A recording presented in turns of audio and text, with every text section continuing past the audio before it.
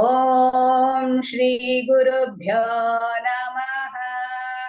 हरि ओम। श्री परमात्मने नमः। श्रीमद्भगवद गीता अथ चतुर्थोऽध्यायः। ज्ञानकर्म संन्यास योगः। श्रीभगवानुवाच इमौ विवस्वते योगं प्रोक्तवानहमव्ययम् विवस्वान्मनवे प्राह मनुरिक्ष्वाकवे ब्रवीत्। एवं परम्परा प्राप्तम् इमं राजर्षयो विदुः सकाले नेह महता योगो नष्टः परन्तप। स एवायं मया तेज्य योगः प्रोक्तः पुरातनः भक्तोऽसि मे सखा चेति रहस्यं ह्येतदुत्तमम्। अर्जुन उवाच अपरं भवतो जन्म परं जन्म विवस्वतः कथमेतद्विजानीयाम् त्वमादौ प्रोक्तवानिति। श्रीभगवानुवाच बहूनि मे व्यतीतानि जन्मानि तव चार्जुन तान्यहं वेद सर्वाणि न त्वं वेत्थ परन्तप। अजोऽपि सन्नव्ययात्मा भूतानामीश्वरोऽपि सन् प्रकृतिं स्वामधिष्ठाय सम्भवाम्यात्ममायया। यदा यदा हि धर्मस्य ग्लानिर्भवति भारत अभ्युत्थानमधर्मस्य तदात्मानं सृजाम्यहम्। परित्राणाय साधूनां विनाशाय च दुष्कृतां धर्म संस्थापनार्थाय संभवामि युगे युगे। जन्म कर्म च मे दिव्यम् एवं यो वेत्ति तत्त्वतः त्यक्त्वा देहं पुनर्जन्म नैति मामेति सोऽर्जुन। वीतरागभयक्रोधाः मन्मया मामुपाश्रिताः बहवो ज्ञानतपसा पूता मद्भावमागताः ये यथा मां प्रपद्यन्ते तांस्तथैव भजाम्यहम्। मम वर्त्मानुवर्तन्ते मनुष्याः पार्थ सर्वशः काङ्क्षन्तः कर्मणां सिद्धिं यजन्त इह देवताः। क्षिप्रं हि मानुषे लोके सिद्धिर्भवति कर्मजा चातुर्वर्ण्यं मया सृष्टं गुणकर्म विभागशः तस्य कर्तारमपि मां विद्यकर्तारमव्ययम्। न मां कर्माणि लिम्पन्ति न मे कर्मफले स्पृहा इति मायोऽभिजानाति कर्मभिर्न स बध्यते। एवं ज्ञात्वा कृतं कर्म पूर्वैरपि मुमुक्षुभिः कुरु कर्मैव तस्मात् त्वं पूर्वैः पूर्वतरं कृतम्। किं कर्म किमकर्मेति कवयोऽप्यत्र मोहिताः तत्ते कर्म प्रवक्ष्यामि यज्ञात्वा मोक्ष्यसे शुभात्।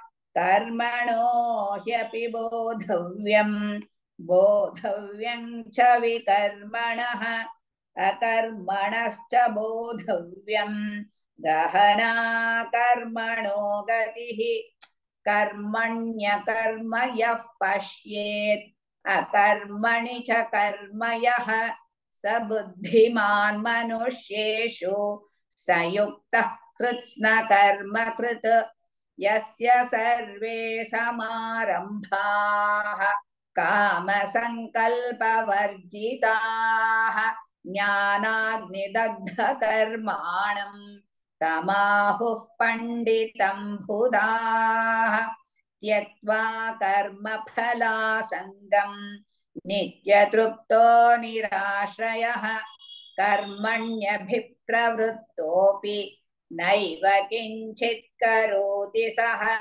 निराशीर्यत चित्तात्मा त्यक्त सर्वपरिग्रहः शारीरं केवलं कर्म कुर्वन्नाप्नोति किल्बिषम् यदृच्छालाभसन्तुष्टः द्वन्द्वातीतो विमत्सरः समः सिद्धावसिद्धौ च कृत्वापि न निबध्यते गतसङ्गस्य मुक्तस्य ज्ञानावस्थितचेतसः यज्ञायाचरतः कर्म समग्रं प्रविलीयते ब्रह्मार्पणं ब्रह्महविः ब्रह्माग्नौ ब्रह्मणाहुतं ब्रह्मैव तेन गन्तव्यं ब्रह्म कर्म समाधिना दैवमेवापरे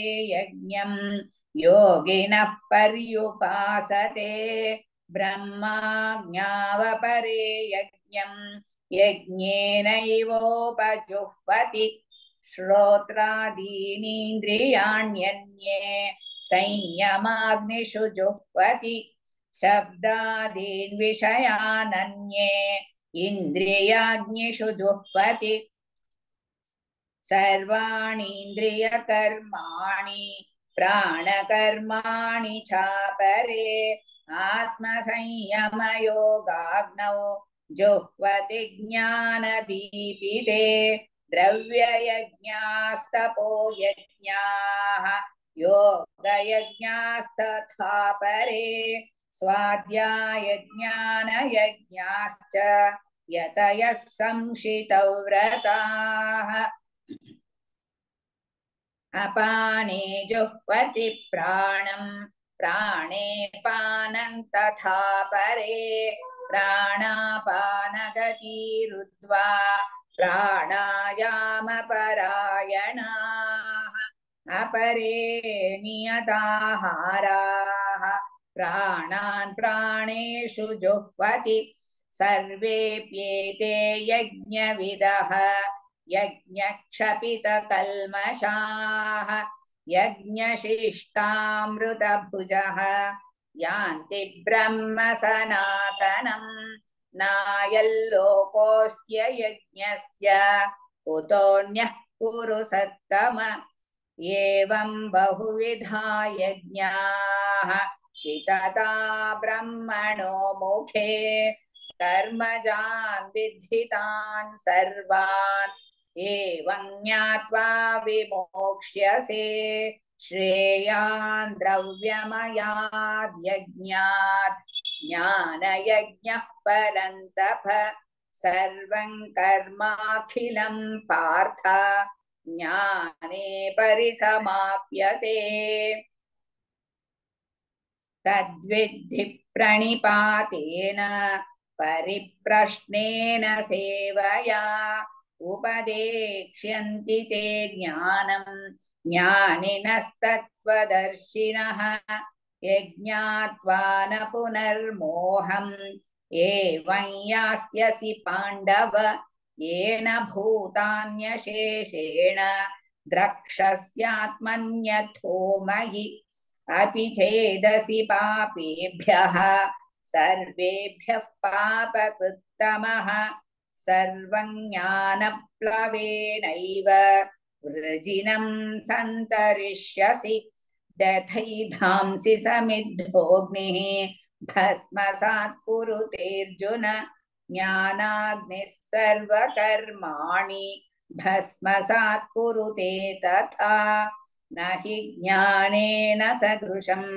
पवित्रमिह विद्यते तत्स्वयं योगसंसिद्धः कालेनात्मनि विन्दति श्रद्धावाल्लभते ज्ञानं तत्परः संयतेन्द्रियः ज्ञानलब्ध्वा परां शान्तिम् अचिरेणाधिगच्छति अग्नश्चाश्रद्दधानश्च संशयात्मा विनश्यति नायल्लोकोऽस्ति न परः न सुखं संशयात्मनः योगसन्न्यस्तकर्माणं ज्ञानसञ्छिन्न संशयम् आत्मवन्तन्न कर्माणि निबध्नन्ति धनञ्जय तस्मादज्ञानसम्भूतं हृत्स्थं ज्ञानास्ति नात्मनः